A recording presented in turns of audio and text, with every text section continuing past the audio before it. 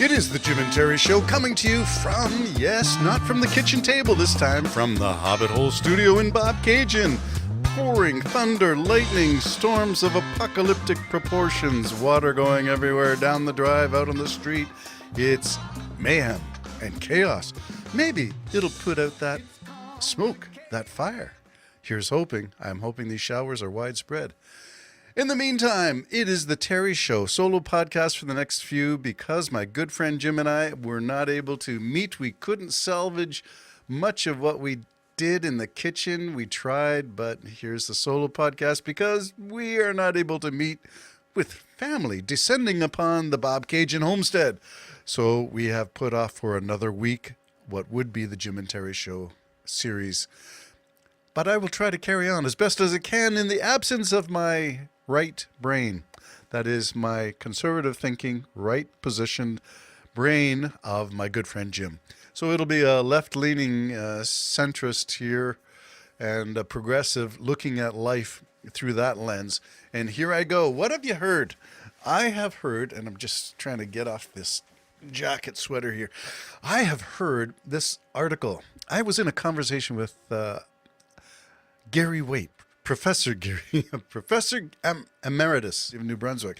And I've been talking to Professor Waite, Gary.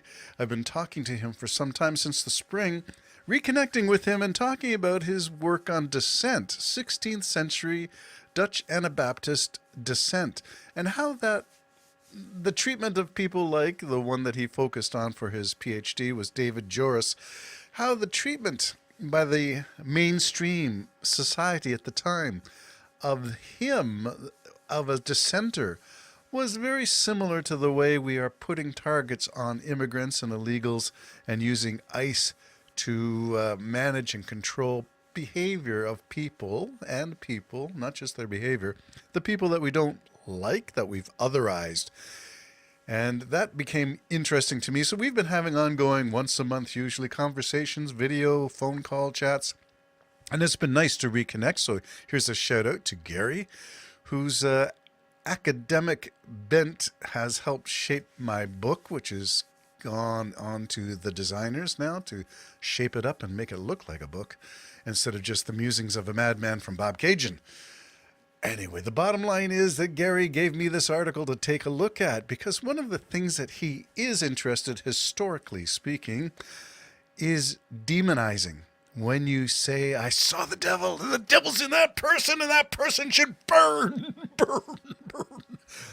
Not Mr. Burns, as in The Simpsons, but burn literally at the stake. Witch hunts in the 16th century was one of the areas that Gary specialized in, and he's seeing that same witch-burning mentality in the MAGA movement, in the white national, Christian national, in the whole idea that there are others that we don't like and we want to get them outed. We want to prosecute them, persecute them and prosecute them, take them to court, get rid of them, put them on boats, ship them on planes, get rid of them somehow. And if you're ICE of late, from Minneapolis on, maybe even before then, it was killing people you don't agree with, whether you perceive them as a threat or not. Whether there was evidence or not, whether there's due process or not, you take the law literally into your own hands. And in the case of ICE, a lot of them are J6 protesters, January 6th. Can you imagine being rounded up, prosecuted legally through the court system and found guilty, incarcerated, Trump pardons you, and you get a job for ICE. But that seems to be a tale that is not odd, but frequent.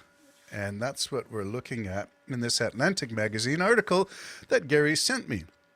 The article is called The Demon Next Door, and it is about literally the demonizing people, finding the devil in every corner and under every rock.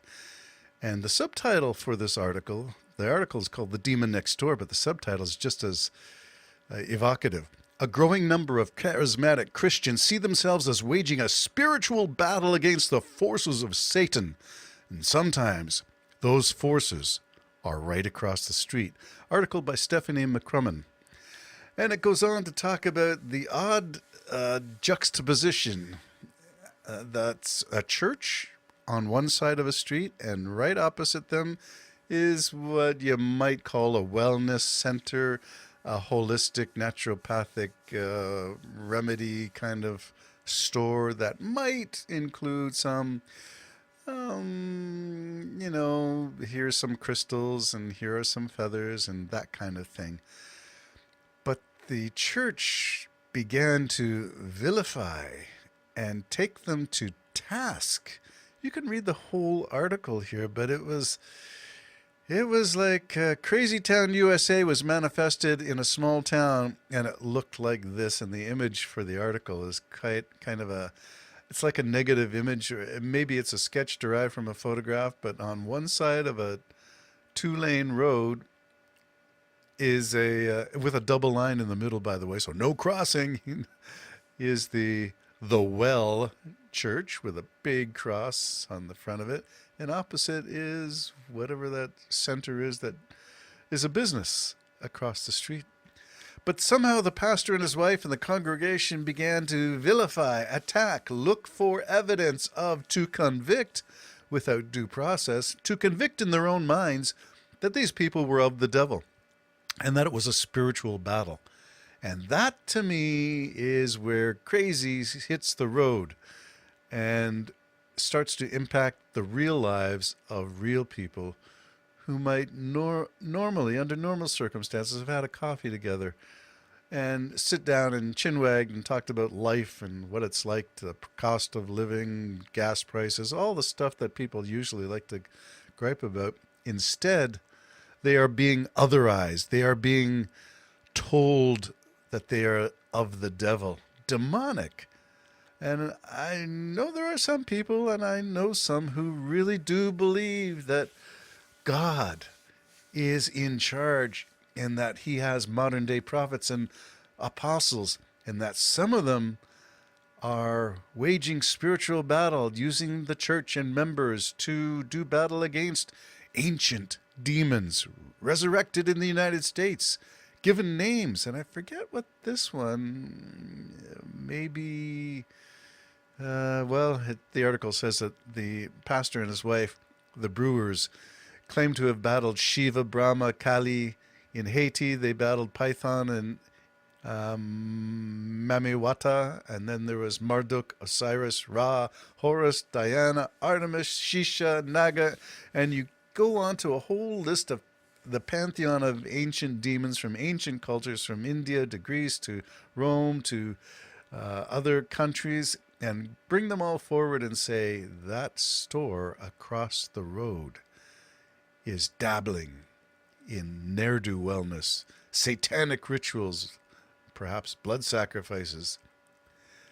But apparently the pastor's convinced that God gave him an exact assignment, which was to take on the store across the street. And he said, I'm giving you, this is God talking to the pastor, I'm giving you and the Well, that's the name of the church, a mandate for the full eradication of witchcraft and demonic activity in the region. Wow. License to what? When God tells you, do you question? Well, it seems not. Because what transpired was exactly that, unlimited warfare. And by the end of it, it gets more than just, praying for them and, maybe sprinkling some blessed water or something across the street. Or if you get enough of it, maybe you use a fire hose and hose them all down with holy water. I don't know what they were thinking, but it goes on to talk about how that battle became waged and represents the cultural divide in America. Well, there's lots more. Read the article. I'm interested in this stuff. Curious as to why people say, like Flip Wilson, the devil made me do it. The devil, be gone. Shape your fingers like a cross. Cast them out. Bye-bye for now.